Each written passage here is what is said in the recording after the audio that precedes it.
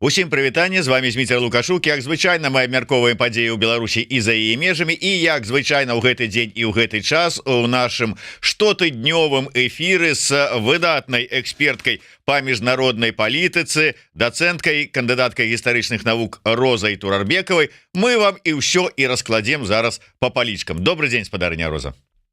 Добрый день, Зміцер. Добрый день, паважаныя слухачы.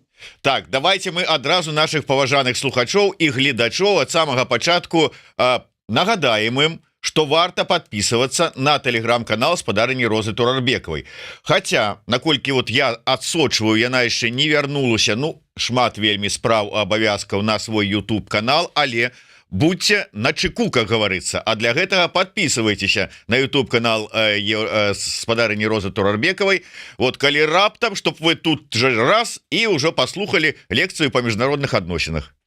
Потым там ужо ёсць як бы не шмат, но некалькі цікавых роликаў такого як бы просветительского, просветницкого, прапасці, кшталту. Да, тут не выбачаецеся, вы просто робіце, як пачынаючы як студэнт, робіце памылкі. Я вас папраўляю без усялякага здзеку, а чыста вот так вот как у культурніцка-навучальных тэмах, асветніцкіх.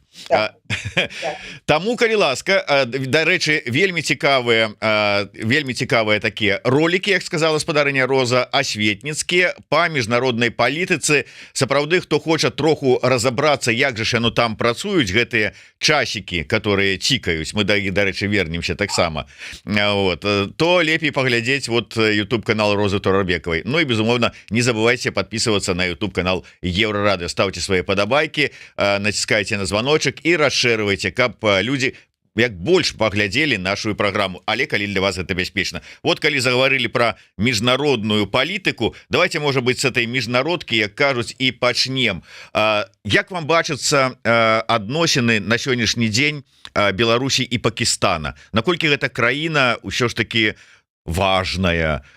Як там это, всепогодный партнер, или как там это китайцы любят говорить?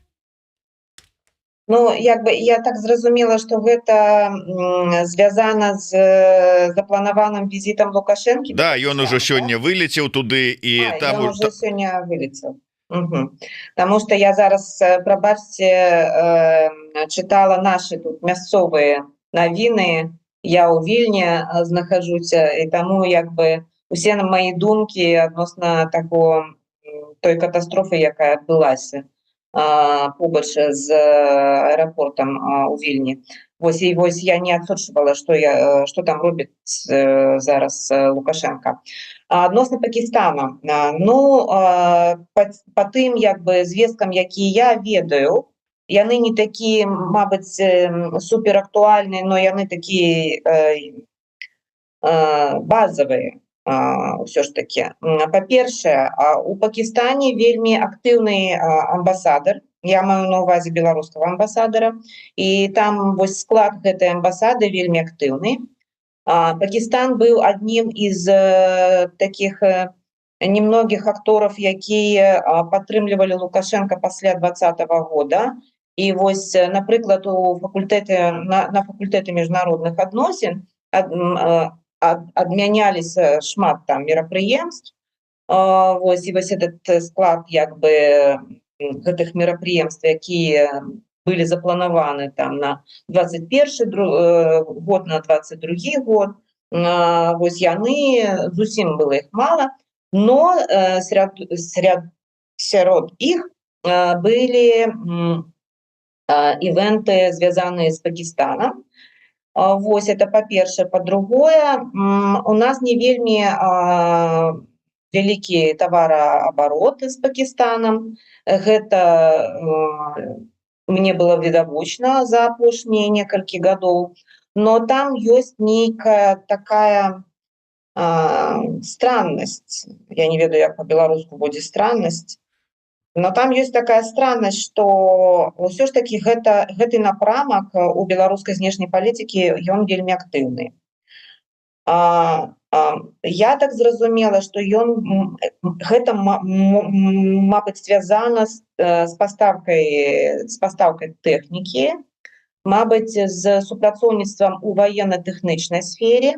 Як вы ведаеце, ўсё, што звязана з военно-тэхнічным супрацоўніцтвам, яно зачынена для такой вось адкрытай публічнай, да, информации. Это другое. И третье.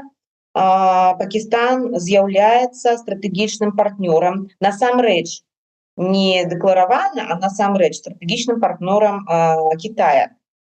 І там адбываецца вельмі шмат таких кітайскіх мега як бы будаўніцтв усялікіх. У тым ліку порт Гвадар, ён з'яўляецца выключна кітайскім праектам. І наколькі я зразумела, Лукашенко хацеў бы, я не ведаю, атрымалось ці не, хацеў бы як бы атрымаць кусок пірага вось ад гэтага, у тым ліку як бы праз пастаўкі этой вялікай будаўніцкай тэхнікі, якая як бы робіцца ў Беларусі. Вось, і Пакистан, гэта вось такі напрамак, ён беспраблемны, ён як бы карысны для беларускай эканомікі, у тым ліку, ну, я маю на увазе знешняй эканомікі, экспарту і гэтак далей. Но па афіцыйным сведкам, як я бачыла, я не зразумела чаму, таму што афіцыйныя звесткі о тавараабароце яны вельмі нізкія. Я маю на увазе вось гэтыя лічбы.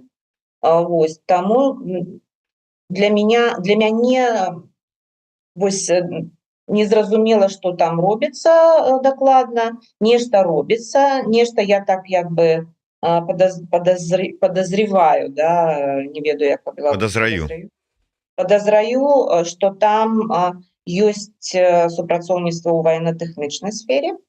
Вось, і потым як бы, ну, таким у голым поле знешняй палітыкі вось Пакистан, ён себе праявіў для Лукашэнкі як добры партнер, як бы на фоне і на бэкграўндзе як бы асабліва заходнім, прабачце. Ну вось такі з майго боку як бы прыблізныя разважанні адносна пакістанскага напрамку. Вось, і я даже нават параўноўвала ў 21 годзе гандль з Пакістанам і Афганістанам. І нават у параўноўні з Афганістанам тавараабарот з Пакістанам был ніжэй. І вось гэта для мяне была як бы, ну, шок, потому что я не зразумела. Калі мы як бы читаем пропаганду, то Пакистан, мы бачым Пакистан, а Афганістан мы не бачым вогуле, так? А калі мы бачым як бы лічбы адносна экспорта, то там зусім іншая картына. Як бы малюнак, да, вось такой. І вот для мяне вось гэта было невідавочна, у чым справа. І вось единае, што як бы для мяне вось такі адказ прыблізны, што гэта звязана з военно-тэхнічным супрацоўніцтвам. І супрацоўніцтвам у сілавым блоке. Ну, можа быть, да, сапраўды гэтыя звесткі закрытыя, але судзячы по тым, што нават вон у кітайцаў знайшлі і прад'явілі ім прэтэнзію, што яны пастаўкі робяць зброі ўсё ж таки Расіі, а не толькі там гэтыя там беспілотнікі, но і яшчэ нешта, то і Пакістан, дзесьці можа і Індыя, як кажуць, $20 ёсць $20. Ну, Пакістан, ён ідзе як дадатак да Кітаю зараз. Эканамічны, тэхнічны і інфраструктурны. Таму што вось для Китая было вельмі важна зрабіць з Пакістана такі выхад у Персідскі залів, у Індыйскі акіян, у абыход амерыканскіх флотылей, ну, вось амерыканскага флоту, так? І вось Гвадар – гэта стратэгічны аб'ект у гэтым сэнсе. Таму што калі мы будзем глядзець на мапу, вось нам тады будзе зразумела, чаму Кітай вельмі шмат інвестыцый ён укладывае у Пакістан, і насамрэч вось у гэтыя інфраструктурныя аб'екты, і Пакістан з'яўляецца такой, як бы, як па-беларуску будзе жемчужина, перлная. Перліна. Перліна, такая перліна у гэтай кітайскай ініцыятыве «Пояс-путь». Вось гэта вельмі важны такі аб'ект для Китая. І таму як бы это ўсё трэба разглядаць са стратэгічнага пункту гледжання. І гэта вельмі хвалюе, напрыклад, амерыканцаў, таму што да пэўнага часу Пакістан быў стратэгічным партнёрам США. Но гэта да пэўнага часу, гэта адбывалася да 96-го ці 8-го года. А потым як бы ўсё ператварылася, і там Кітай зараз номер один. Я маю на увазе Пакістан. І вось гэты рэгіён, я маю на увазе і Пакістан, і Афганістан. І ў гэтым сэнсе, конечно, для Лукашенко это супадзенне яго як бы інтарэсаў, яго асабістага інтарэса і яго як бы інтарэса як главы рэжыма вось гэтага у знешняй палітыцы, як бы дальняя дуга, кітайскі партнер і гэтак далей, і без России.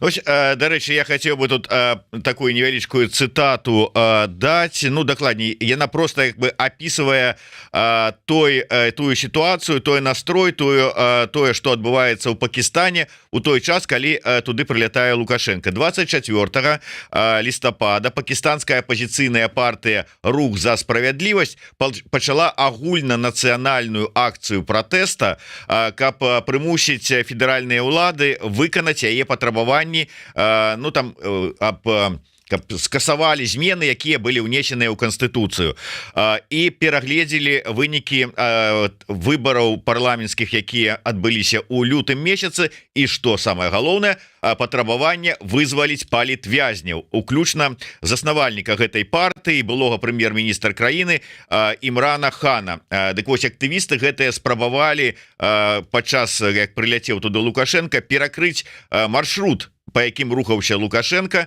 але іх разагналі, і паведамляецца, што было затрымана некалькі тысяч чалавек. Ну, то есть, вот тэма палітвязняў пераследуе Лукашенко нават у Пакістане. Ну, як бы бачыце, што гэта для Пакістана не выпадковы як бы такі случай, гэта як бы частка вельмі такой актыўнай, бурнай, я б казала, палітычнай жизни у Пакістане. Пакістан у гэтым як бы сэнсе ён вельмі актыўны, такі бурлівая, такая бурлівая страна. Імран Хан, это все вельмі цікава, но я зараз не буду разважаць про тое, што яго як бы фігура і персона не адназначная. Простите, что перехожу на русский. Вот, потому что вообще пакистанская политика это отдельный как бы разговор и отдельный кейс, но, к сожалению, вот эта вот тема, связанная с политическими заключенными, она, ну, на Востоке она была достаточно давней темой, но сейчас она приобретает новые такие вот как бы новые такие оттенки, потому что политзаключенные сейчас в связи с усилением авторитаризма их становится все больше. Круг стран, которые увеличивают количество политзаключенных, все больше. И в этой связи Запад демонстрирует, ну, я бы сказала, определенную слабость и отступление, и не демонстрирует эффективность вот с этой точки зрения, да, демократизации, да, политических процессов во всем мире. Это как раз наоборот идет сейчас авторитарная такая волна ответная. И вот в этом смысле, да, конечно, это печально, но для Лукашенко, вот видите, какой партнер, как-то там и по духу похожий для него. Ну, таких партнеров у него сейчас, к сожалению, много. Вот он накануне же был в Азербайджане, а то, что сейчас происходит в Азербайджане, мы с вами тоже это обсуждали. Ну і я хотел бы яшчэ да такой міжнародкі звярнуцца, але перад гэтым я попрошу наша відэаінжынера поставіць відэо.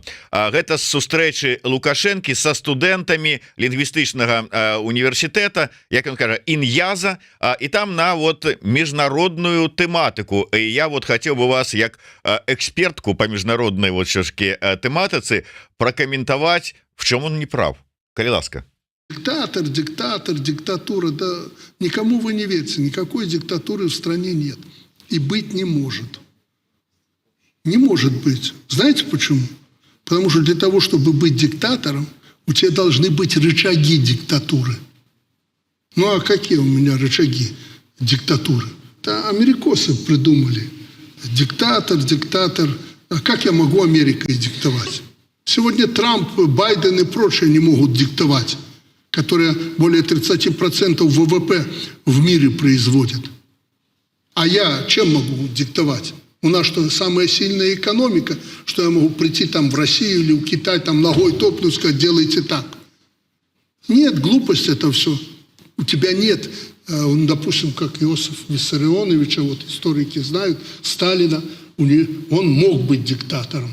Или Гитлер там, он мог быть диктатором, вся Европа была под пятой, его все там боялись и прочее. А у меня что есть? Я это четко понимаю. Никакой диктатуры нет, и мне это не нужно. Ну вось, карацей кажучы, бачыце, як оно оказывается. Вот мы тут диктатор, Лукашенко, там аўтарытарызм. Ну а что вот он? Вот диктатура это калі ён можа прыйсці ў Китай, топнуць ногой, и Си Цзяньпин: есть товарищ Лукашенко? Да, я пошел делать. Хотелось бы. Ну, хотелось, не хотелось. Ну, рычагов-то нема, значит, не диктатор. Вот, ну так и да, я понимаю. То есть, да, это давний его этот тезис относительно того, что какой из меня диктатор, если у меня ресурсов нет для этого. Но теперь он уже еще и рычаги говорит. Интересно, вот дискурс немножко меняется. Ну, что тут скажешь, Змитер, я даже не знаю, як это каментаваць. Это ввогуле як бы диктатура, это адносна того, які режим унутры страны. Вот давайте вот трошечку ликбез, как гисторику, но он же тоже историк, типа. Вот. Ну, гэта вельмі цікава, якія прыклады ён прыводзіў. Нават гэта цікава. Па-першае, Сталин и Гитлер. А чаму не Франко? Чаму не Салазар? Чаму не Ходжа? Чаму не Хашимін? Вось. Ну, ён зараз яшчэ не казаў пра Мао Цзэдуна, напрыклад. Вось. Но як бы диктатура альбо аўтарытарызм — это все адносна таго, як выстраивается, як будуецца сістэма, палітычная сістэма, па-першае, унутры краіны. Так вось з гэтага пункту гледжання унутры краіны Лукашенко будаваў, як бы это было целенаправленно, будаваў диктатуру, будаваў аўтарытарную сістэму. Ён ее пабудаваў. І зараз яна пераўтвараецца нават у таталітарную. Гэта па-першае. Па-другое, вось гэта вельмі цікава, таму што яго разважанні як бы падталкиваюць мяне разважаць пра іншае, што дыктатуры яны склонны да агрэсіі знешняй. Гэта відавочна. Но тому, так как у него як бы нет средств, я перехожу на русский, да, так как у него нет средств для внешней агрессии, но он участвовал в агрессии. И это тоже не случайно, что он участвовал в агрессии России против Украины. Просто у него средств нет, рычагов нет. Вот он об этом говорит. Он вначале сказал, что у меня этого нет, а потом он в конце сказал: да я и не хочу этого. Вот. Но как бы первое, что выдает его, это то, что он говорит, что у него этого просто нет.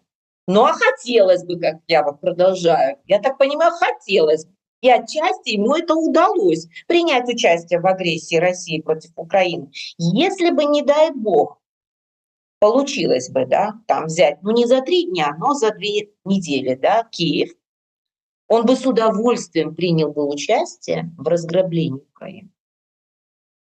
Он бы потребовал свой кусок пирога. Я в этом Абсолютно уверен. И вот его поведение накануне агрессии и во время первых, да, вот буквально этих недель свидетельствовало именно об этом.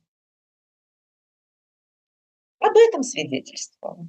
Поэтому это политологическая классика, что диктаторы, они склонны к внешней агрессии, они не склонны к устойчивым мирным системам и переговорам, потому что им постоянно надо укреплять внутри страны, и насилие внутри страны является их главным инструментом, который со временем может трансформироваться и во внешний инструмент. И в одном он только прав, что у него просто этих инструментов нет. Перевожу, у него ресурсов нет для этих. Поэтому он и вспоминает. Кстати, интересно, что он Путина не назвал. Но вообще-то напрашивается. Вообще-то напрашивается. Даже америкосы. Интересно, америкосы. Но вот Путина он не назвал. А почему? Вот стыдно, что ли? Вот про Сталина вспомнил, про Гитлера вспомнил, а про Путина не вспомнил. Ну, читайте политологию нормальную, не белорусскую политологию, пожалуйста. Все вам станет ясно и понятно. О чем речь? Ну, это такая... Это даже не двуличие, это такое и не лицемерие, это настолько...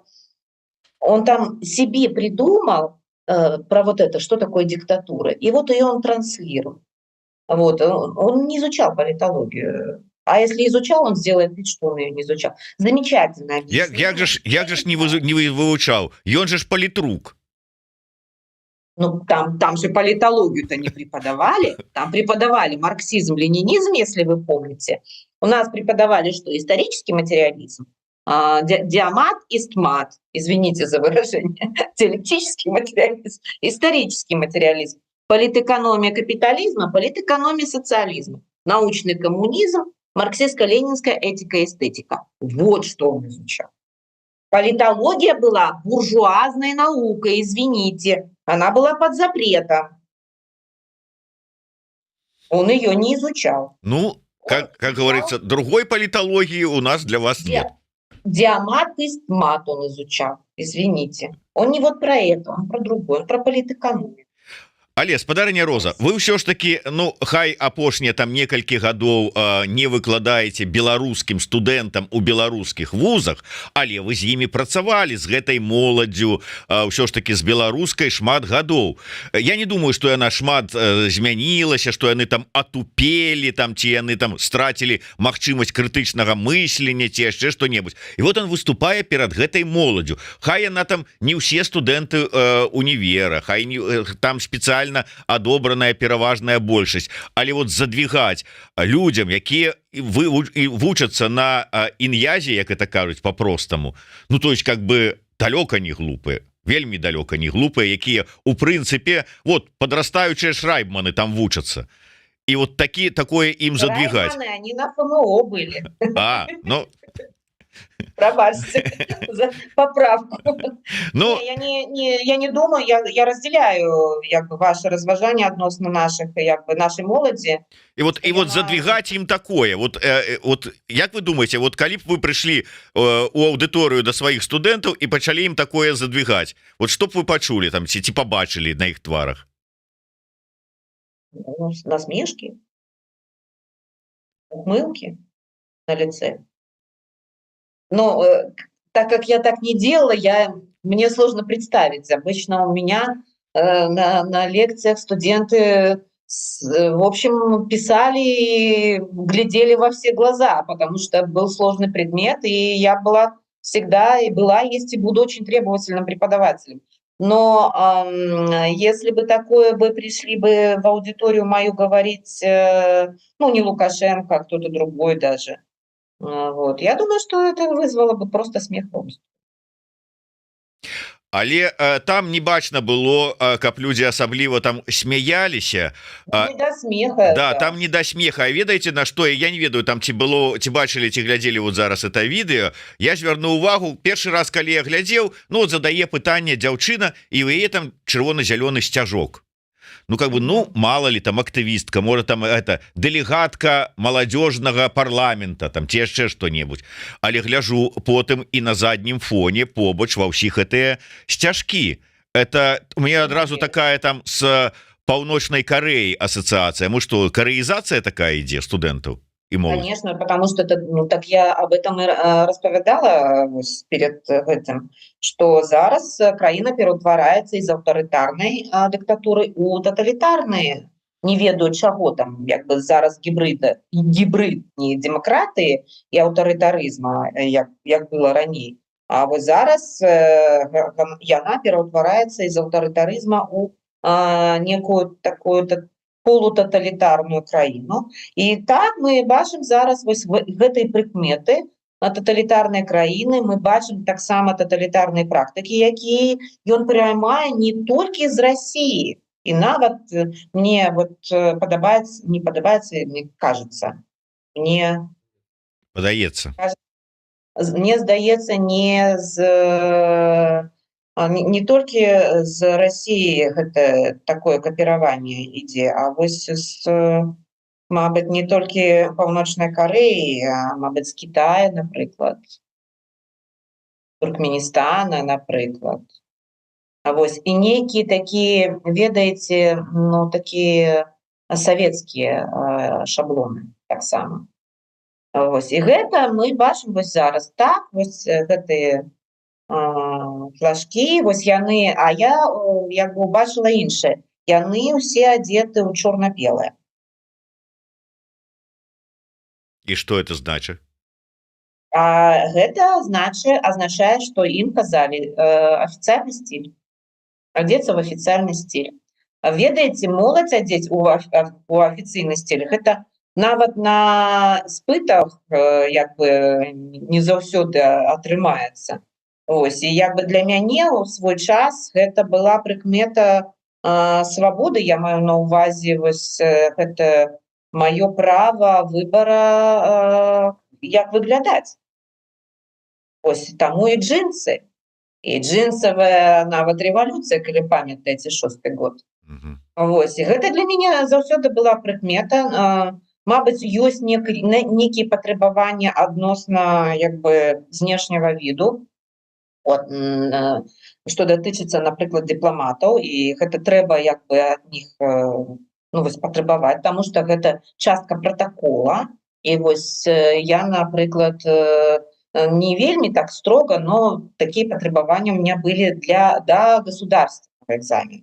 Таму што я вельмі шмат гадоў была чаліней вось камісіі вось этого государственного спыту. Но толькі ў гэтым выпадку. Усё. І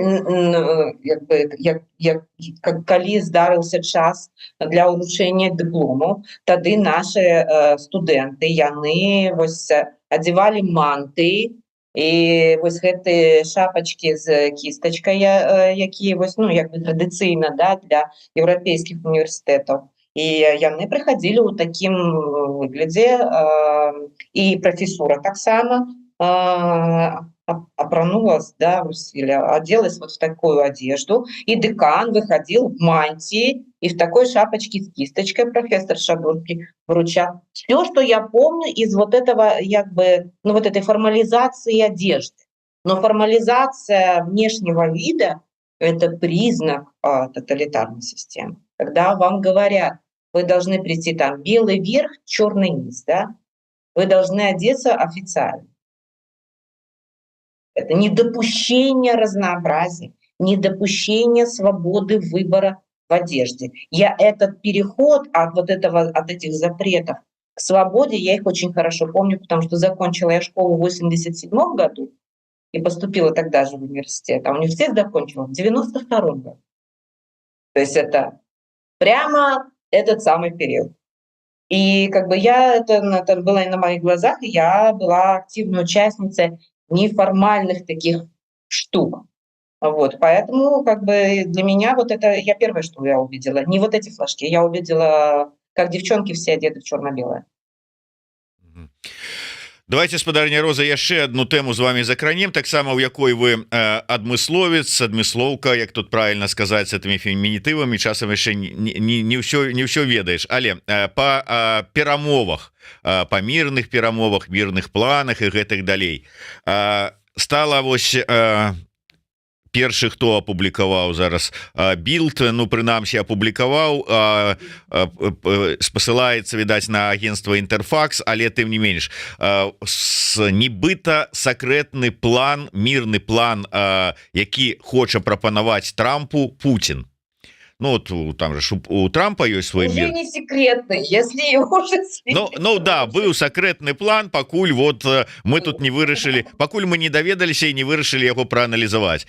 Сэнс-то ў чым, што вот этой мірны план паводле Пуціна прадугледжвае ну спынення вагню і падзел Украіны на 3 часткі.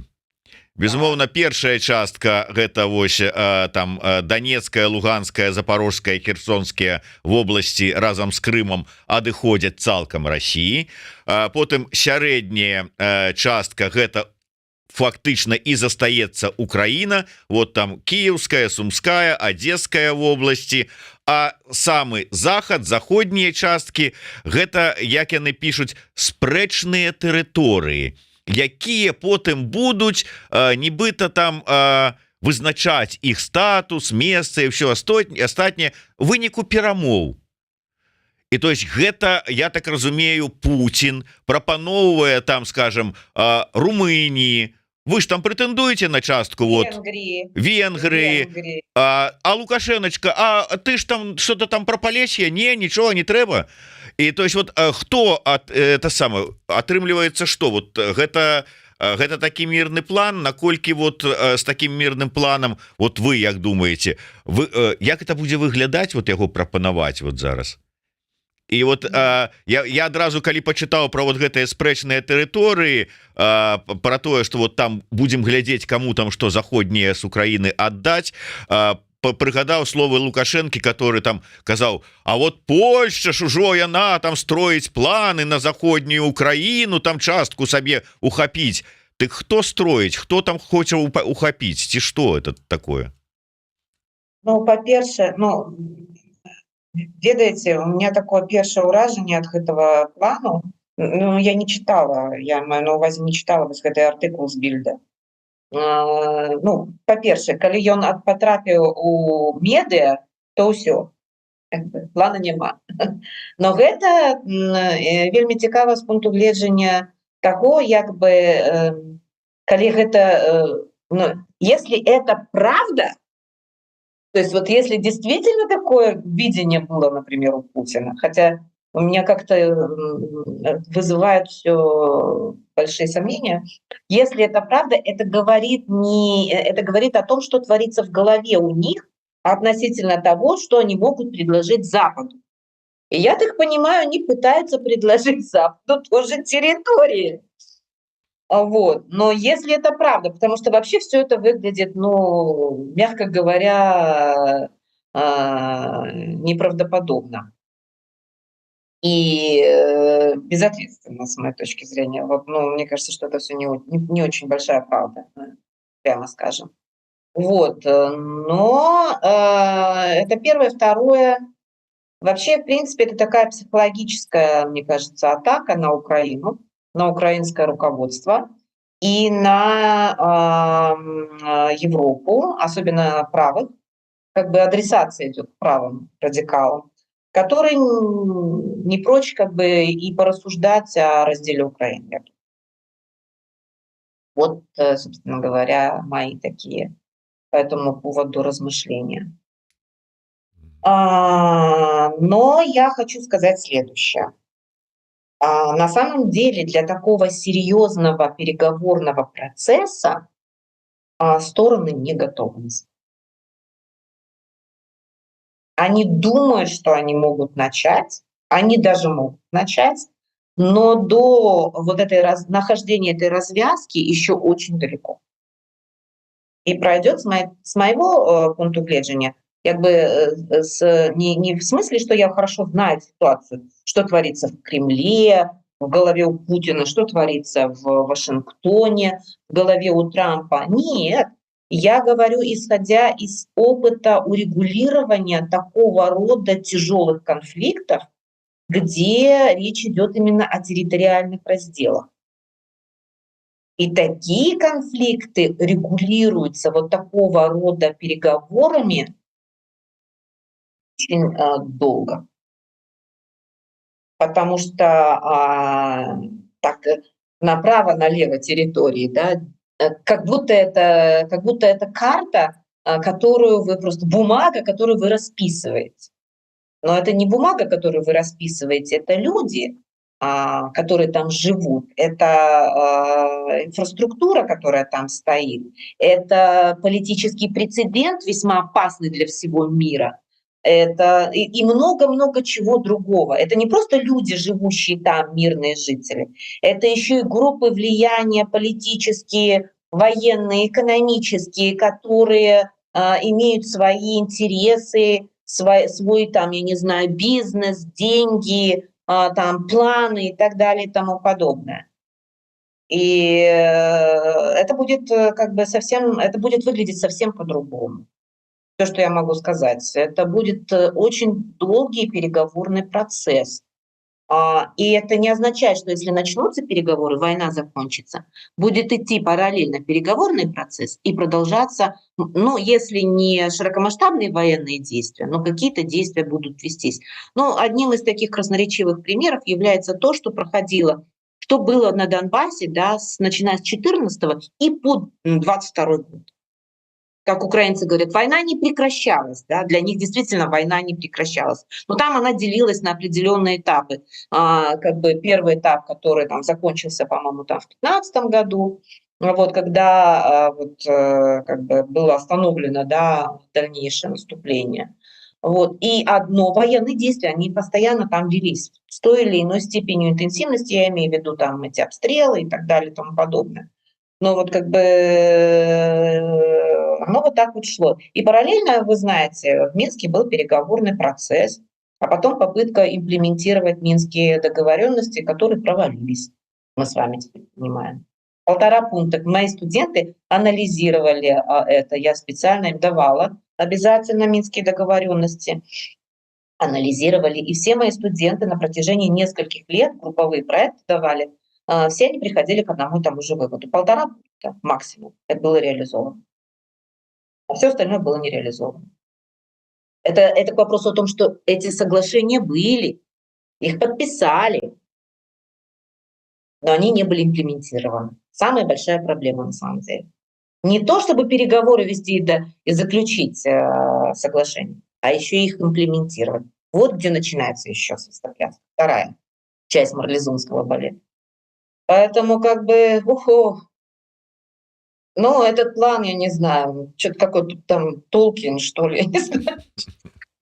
Какая-то фигня происходит. Ну а что, можно там как бы закинуть, поспробовать там разделы Украины. Нет, так не будет. Это все как бы... Это явно какие-то сливы такие специальные, такие психологические. На ИПСО, может, похоже, часть ИПСО там. Какие-то такие приколы.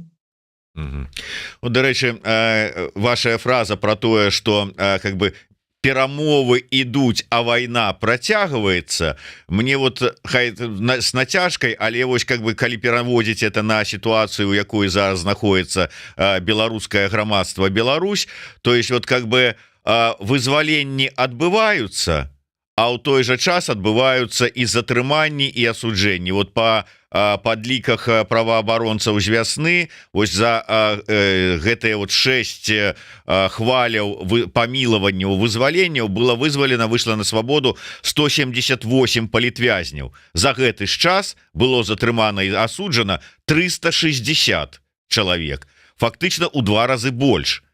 І я чую пастаянна словы про тое, что ну да, працэсы ідуць і такі паралельна, да, рэпрэсіі не спыняюцца, ну але ж людзі выходзяць, і гэта ўжо добра, да, іншыя садзяцца, але ж вот гэтыя выходзяць, і гэта ўжо добра, трэба, каб працэс працягваўся. Маўляў, Да, і вот я, дарэчы, з гэтай нагоды как бы коротенькая цитата не цитата, а выхопленная фраза. Я разумею, что не ну как бы не принято одному эксперту там комментовать другого эксперта, но просто вось Шрайбман у апошнім выпуску часікі цікаюць, калі была яны абмяркоўвалі вось гэтае пытанне ці працягваць ціснуць ці вот что теперь перамаўляцца, а ціск та самое спыняць.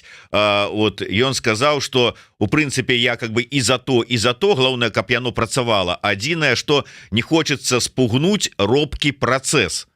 Я как бы не прошу вас прокомментовать там ці патлумачыць там паспрабаваць словы Шрайбмана, але хоць нейкі робкі працэс налажвання нейкага там спробы замірэння, спынення рэпрэсій, ці яшчэ что-нибудь вы назіраеце?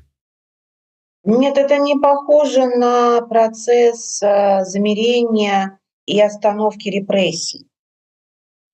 Это похоже на кампанию. Это похоже на кампанию и похоже на какую-то такую формулу, которую для себя, вот по крайней мере сейчас выработала, я так понимаю, администрация президента, вот, которая проводится в рамках, в том числе, предвыборной кампании. Вот если этот процесс продолжится после того, как пройдут, что там, как оно там называется? Ритуал Вот. электоральный. Ну, да, ритуал, да, этот ритуал, вот тогда, возможно, надо будет вернуться к оценке этого робкого процесса. Вот. Но я сразу скажу, что я не смотрела эту передачу, поэтому действительно не буду как бы комментировать и ссылаться на Артема. Я не могу, потому что я не слышала. Вот. Но мои собственные размышления на эту тему, вне зависимости от того, кто что и говорит, следующие. Первое, как я и говорила, и когда спорила с Сергеем Чалым в том числе. Этот власть не отдаст. Это не тот человек, это не тот тип авторитарного лидера. Первое. Второе. Смягчить репрессии, пока он у руля, скорее всего, не получится. Он не будет смягчать репрессии. Возможно, корректировка курса? Да, возможно. Особенно это исходя из исторических примеров, которые мы с вами могли бы наблюдать, по крайней мере, в Южной Европе и на Балканах, где были наиболее такие жестокие авторитарные режимы после уже окончания Второй мировой войны. То есть это несравнимо, конечно, ни со Сталиным, ни с Гитлером, но достаточно близки к тому, что происходит сейчас в Беларуси. Вот. Так вот, по аналогии с этими историческими примерами можно сказать, что смягчение возможно тогда, когда это будет связано с ухудшением здоровья диктатора и частичной передачей полномочий другому человеку. Вот здесь это возможно. Вот, поэтому я это вижу так. Это первое. Второе. Но это не означает, что с этими любыми любого рода людоедами не надо вести переговоры относительно освобождения заложников. Да, он берет новых заложников, да, забор заложников происходит там, я не знаю, превышает выпуск, да, как бы, все слова вылетели. Когда людей хватают, да, хапун. Этот хапун, он превышает выпуск, но до этого и этого не было. Вот о чем идет речь. И, конечно, те люди, которые сейчас оказались в ситуации там, я имею в виду вот этот гуманитарный список, который в свое время составляла Оля Горбунова, да, если возможно их освобождение, то этот гуманитарный трек, он должен продолжаться. Как Киссинджер вел переговоры с вьетконговцами, вот, как даже Израиль ведет переговоры периодически с Хамас об освобождении заложников. Сейчас уже, конечно, про это уже и забыли, но было такое в начале. И да, много могу приводить примеров. Это не означает, что вы как бы, как это сказать, что-то там предаете, там тоже с другой стороны льются такие дивные речи, предаете дело как бы белорусской революции, там либо всех, либо никого. Ну, что за формула такая, извините? Это тоже людоедская формула, на самом деле. Вот, то есть это как бы тоже сочетать давление и диалог надо.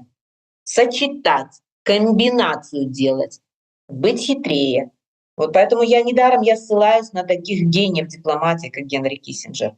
То, что ему удалось, не удалось до сих пор никому, кстати говоря. Поэтому мы смотреть должны, подсматривать, что он делал. Он же смог вывести Египет из войны с Израилем, знаменитое Кэмп-Дэвидское соглашение, с чего, лично я считаю, с чего и начинается ближневосточное урегулирование. Он доказал, что невозможное возможно. Отбросив все, ну, как бы все там предыдущие, да, проблемы, там, которые давлели, позиции там, и так далее и тому подобное. Поэтому для меня вот это пример. Вот это пример. Потому что если можно спасти людей, хотя бы такую часть людей, надо их спасать. Слушайте, Это не означает, что мы держим глаза закрытыми и делаем вид, что Лукашенко подобрел, что мы идем по новому курсу. Нет, там курса нового нет. И с моей точки зрения его не будет. Ну нема у нас такого аднаго агульнага Кесінджера, ну скажем, ну не Тихановская, не Кесінджер, не Латушка з пэўных там прычынаў, а умоўна кажучы такі зборны Кесінджер можа быць, калі вось вы кажаце і перамовы і ціск, ну скажем, вот одна частка Кесінджера нашага беларускага там офіс с кабінетам займаюцца ціскам, а другая частка дэмакратычных сілаў, ну вот тая ж самая зараз ужо трыо там ці не, ці нават больш, Гарбунова, Кавалеўскі і Хоміч займаются перамоўным треком.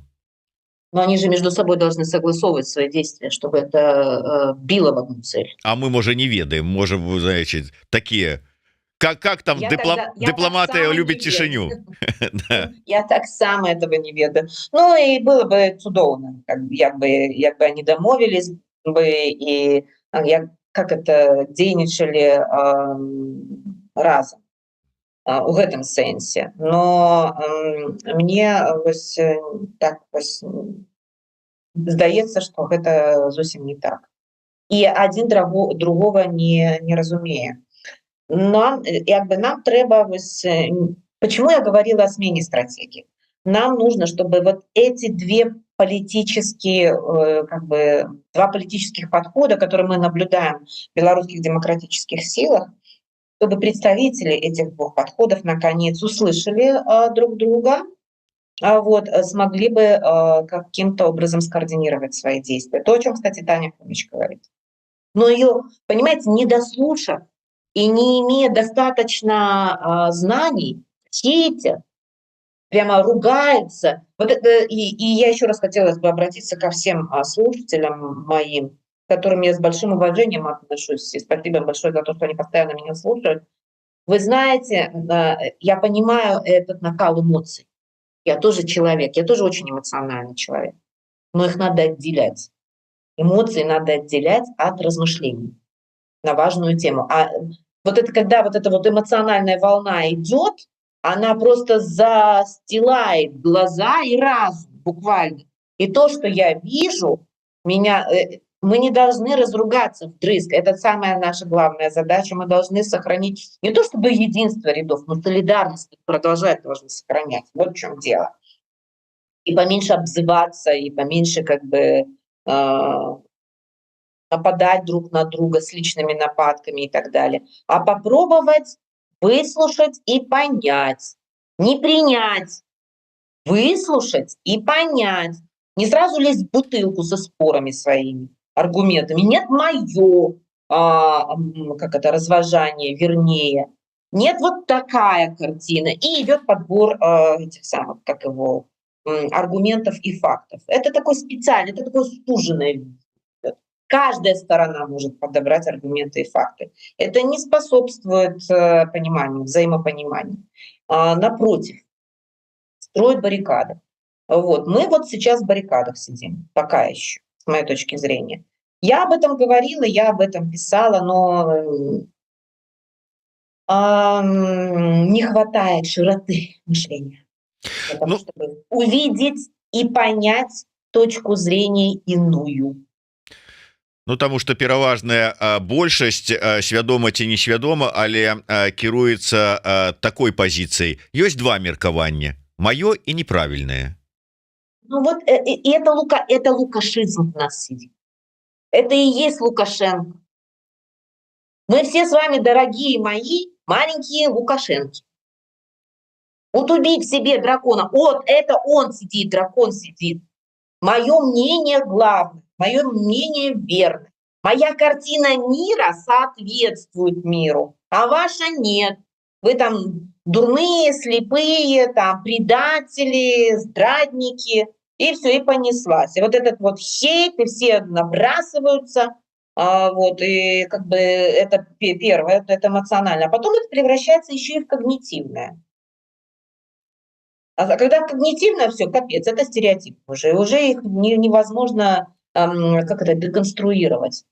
И когда у нас создаются стереотипы внутри белорусского демократического движения относительно друг друга, ну, ребят, извините, это ПЖ. Простите, это я так уже выражаюсь совсем некультурно.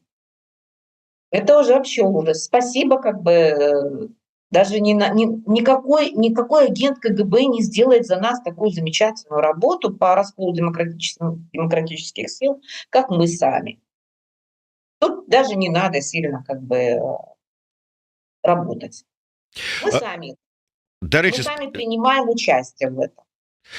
Спадарня Роза, я б хотел вот ваше меркаванне уже нават не ведаў, вы так разошліся, то уже думаю, как же сейчас спыніць, то трэба подысці так с это хотел не хотел уже, знаете, так Роза Джан, можно я это самое до того, что вот глядзіце, калі там было некалькі вось гэтых хваляў так званых памілаванняў, вызваленняў, потым выскочыў Воскресенский, который сказал: ну вот мы ж тут ждем праников в обмен и гэтак далей. Как бы на Захадзе сказали: молодцы, ну вы ведаеце, чаго мы чакаем, там типа калі ласка. Пайшло там яшчэ одно вызваленне, тут ізноўку выпусцілі Воскресенскага, дзе было зададзена конкретно пытанне про Колесникову, і дзе прагучалі конкретныя словы: а мы чакаем конкретных зняццяў санкцый з конкретных прадпрыемствах. Вот калий давайте здымите с калия санкции, и тады вот про Колесникову поговорим. То есть гандаль ідзе ці не ідзе, перамовы ідуць ці не ідуць? Нет, пока не идут. Как раз именно то, что Воскресенский вылезает с такими речами, свидетельствует о том, что за кулисами переговоров нет. За кулисами переговоров нет. Идет не торг, а идет как бы прощупывание почвы. Вот я бы назвала этот этап таким. Но для того, чтобы выполнить условия той стороны, для этого надо уговорить другую сторону. Вот. Белорусские демократические силы, они могут, конечно, и сказать, и даже повлиять. Но вопрос, какие именно демократические силы? Вот в чем дело. То есть речь идет о том, чтобы, например, да, в этом принимала участие Тихановская, а не Хомич. Потому что, как бы, вы понимаете, вес, да, соответствующий, политический капитал у кого какой. Я разумею, а вот вы можете мне патлумачыць тады вот, ну я разумею, что как бы это цяжка залезці ў галаву, но чаму прапануюць Колесникову в обмен, умоўна кажучы, на зняццё санкцый з калия, з Беларусь калия, а не прапануюць, страляючы у бок Тихановскай, вызваліць Тихановскага за что-нибудь, ну ці можа группой. А вот тут Тихановская аж не гучыць зусім. Скажем: давай, Тихановская, ты хочешь мужа своего побачить? Две причины для этого. Первая: сама Светлана должна об этом сказать. Она об этом говорила? Нет. Вторая причина. Об этом не говорится в западных средствах массовой информации. Ведь, собственно, то, что произошло, имеется в виду, показали Колесникову живой, да? А насчет здоровья там не знаю, но живой, на ногах, улыбающийся. Я думаю, что еще откармливали до этого, как с украинскими этими было. Прежде чем выдать, и откармливали, чтобы они не испугали как бы своим видом всех. Вот, это там была кампания, и был задан вопрос, я не помню, там это BBC было, да, по-моему, кто там брал интервью у Лукашенко, кажется, в Казани, да, Да. случилось. Этот человек, этот как бы журналист, он же задал вопрос конкретно про Колесникова. Про Тихановского же никто не спрашивал, потому что не проводилась такая кампания. А по поводу Марии Колесниковой, эта кампания такая стала разворачиваться, потому что к этому времени, сложно сказать, к какому именно времени, потому что новости оттуда, да, доходят с большим таким временным лагом, что она очень сильно похудела, ее здоровье сильно ухудшилось, и она находится на грани. И как бы свидетельства тех, кто выходил об этом, они были настолько серьезные, что Таня, естественно, как единственная, как бы, кто может говорить сейчас от имени родных Колесниковой, отец не может говорить, как вы понимаете, он в Беларуси, она стала бить в набат. Она стала бить в набат, нормальная человеческая как бы реакция. Вот. И как бы, видите, потом был задан вопрос, ее показали, но перед этим покормили, и я почти что в этом уверена, ее подлатали, чтобы показать ее вот в таком виде.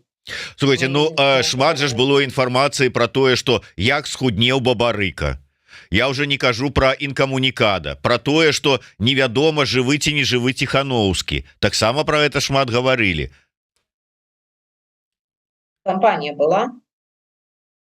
Понимаете, тут же как бы вопрос, связанный с тем, что какая проводится целенаправленная кампания. И Таня эту кампанию проводила. Вот случись бы с вашим родным такое, вы бы стали проводить кампанию? Я за себя могу сказать, я бы стала. Я бы стала бить в набат, использовать все возможности. Что, собственно говоря, и сделала Татьяна. Поэтому мы на сегодняшний день имеем, по крайней мере, убеждение, что с Машей все в порядке. Нам ее показали, смилостивились, показали. Вот. Ну и, конечно, вот используя эту кампанию, сейчас пропагандисты как раз говорят о Колесниковой. Это логично. Колесникова не как человек используется здесь, с той стороны, а как информационный повод поговорить про главное, что их беспокоит. Вот и все. Поэтому, как бы, да, вот так это работает. Добре, спадарня Роза, 50... Самое главное, Да. Дмитрий, она женщина. Вот, это тоже такой тонкий эмоциональный момент. Не знаю, меня там, может, кто-то побьет за это. Вот, но она женщина, она там яркая, она там была до конца, она вот этот вот паспорт порвала там и так далее. Вот эта вся легендарная история, которая восхищала очень многих, да, вот она тоже способствует вот этому, как бы, вот этой кампании. А Лукашенко и его пропаганда реагируют на это. Они вот на это реагировали. Его спросил журналист BBC про Колесник. Вот он и отвечает в их духе. Вот, поэтому как бы тут такое дело. А с Машей может начаться, но это не обязательно, чтобы были только Маша. И, собственно, обсуждают Таню Хомич, я-то как бы знаю ее лично и подписана на ее все соцсети, она не говорит исключительно о Маше, она говорит о всех политзаключенных. И она говорит об этом постоянно, а она считает это своей главной миссией. Ну так яно і ёсць. Спадарня Роза, два пытання таких вот, я разумею, что мы тут так 57 хвілін уже наговорили. Першае, ці можете вы что-нибудь вот свою версію выказаць, з якой нагоды, з якой мэтай з'явілася зліў вот гэты вот перамоваў Лукашэнкі с Прыгожиным? Ой, я даже их не слушала, послушайте, я признаюсь честно. Ну, как бы, да, тут же, как это, все страхи вылезли там. И вы тоже, наверное, белорусскую ветку прочитали. Относно того, что как бы это Кремль использует для того, чтобы намекнуть Лукашенко, в чьих руках происходит, и какой у них на него компромат есть. Да, наверное, так оно и есть, и они просто это, возможно, намекают. Не знаю, сложно сказать, там, понимаете, это многоходовочки все эти кремлевские любимые, это их дело. Ну да, это, конечно, такой факт, дискредитирующий в первую очередь Лукашенко в глазах западных партнеров. Я, по крайней мере, вот пока так думаю. Может быть, я ошибаюсь. Ну, вообще, вот, в принципе, да, как бы на кого это может быть на кого это может произвести впечатление? На нас с вами уже нас мало чем можно удивить. Нас мало чем как бы можно... Ну и от нас, наверное, в этом смысле ничего не зависит. А на кого они хотели произвести впечатление те, кто сливал эту информацию? Я думаю, что они хотели произвести впечатление в первую очередь на западных партнеров, чтобы еще лишний раз показать, на самом деле, какой Лукашенко. Ну і на завяршэнне балючая сітуацыя з верамейчыкам. Вот як вы ацэньваеце, якія пагрозы для ўсіх нас, сыходзячы з гэтай сітуацыі, вот вам бачыцца? Как-то там озабоченность, глубокая озабоченность. Вот. А когда дело доходит до конкретной жизни человеческой, выясняется, что машина государственная дает большой сбой. То, что белорусы в Литве, если они не проходят по гуманитарному треку, что они могут оказаться в такой ситуации, мы знали об этом и до этого, да, то есть количество отказов, да, о выдаче ВНЖ в связи с угрозой национальной безопасности, ну, как бы очень высокий процент выдачи таких отказов, я имею в виду, да. Вот, и до этого были достаточно абсурдные случаи, там, связанные там, с молодым человеком, по-моему, который по распределению работал на белорусской атомной электростанции, я вот это помню. Вот, и количество отказов достаточно высокое. Но вот эта история, она, конечно, абсолютно чудовищная, потому что он попал в эту систему подачи Украины. То есть все кивают теперь друг на друга с подачи Украины. Он не мог въехать в Украину. В Литве, потому что он был белорусским военным, на государственной службе состоял, на военной службе. И что? То есть, как бы попав в эту машину, да, он фактически попадает под бан на территории всего Европейского Союза. Он был вынужден как бы искать возможности, там, как дальше быть. Вот. Ну и плюс ко всему человек, который прошел войну, прошел через такие как бы ужасы. Я думаю, что он ожидал, в принципе, что его поддержат, ему помогут. Но, как выяснилось, так, чтобы прямо как бы рисковать собой, никто не помог. Он сам себе, видимо, не мог помочь по разным причинам. Вот сейчас обсуждать его личные как бы проблемы в этой связи, я считаю, некорректным, более чем некорректным. Вот. А то, что так и не нашлось помощи для него, вот что страшно. Я сейчас никого не хочу винить, потому что это вот опять этот бульбасрач как бы на полмира у нас. У нас же, когда белорусы ругаются по какому-то одному случаю, потому что он очень болючий, да, он болезненный. Вот. У нас же эмоции впереди всех, первое. Второе, начинается поиск виноватых. Вот. Эти виноватят этих, эти виноватят этих и так далее и тому подобное. А вот так, чтобы выйти и сказать, да, мы берем на себя ответственность за то, что так произошло. Вот это не в нашей политической. Еще раз хочу подчеркнуть. Проблема с политической. А кто тогда ответственный? Еремей, его семья? Кто? Кто у нас вообще занимается адвокацией белорусов? Никто, что ли? Не виню я никого. Я не хотела бы никого обвинять сейчас. Почему вы там ничего не сделали, где вы там были и так далее. Вот. А самим-то не хочется взять ответственность. Вот это проблема. И это говорит о многом.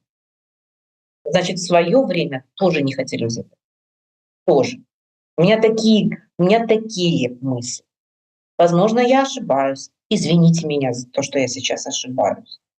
Но у меня впечатление создается очень нехорошее от этого. Не от того, что кто-то виноват конкретно, а от того, что никто не хочет взять ответственность. Это, с моей точки зрения, и есть самая большая проблема этого кейса на втором месте после, собственно, судьбы человека, конкретного человека. И я не знаю, в каком состоянии находится его сейчас. Его мать, его жена и дети. Да, цяжкая тэма атрымалася на завяршэнне. Ну але што ж, не будем глядзець суроваму жыццю ў вочы, будем так і заставацца ружовымі понямі, якіх все пінаюць і не звяртаюць увагі. Тым не менш, спадзяюся, што ўсё ж таки атрымаецца знайсці магчымасць і выхада з гэтай сітуацыі, ну і ўвогуле разабрацца з нашымі праблемамі. Дзякуй вялікі. Роза Турарбекова была з намі, як заўсёды, штотыднёвым эфіры на Еврорадио. Подписывайтесь на телеграм-канал Розы Турарбекавай і YouTube каналы таксама. Спасылочки наш крэатыўны СММшчык даў ужо у каментатарскай. Можна паглядзець, знайсці, зайсці, подписаться, калі для вас гэта бяспечна. Ну і безумоўна подписаться на YouTube канал Еврорадио. Слухайте, глядзіце, подписывайтесь, расширвайте. Жыве Беларусь. Жыве вечно.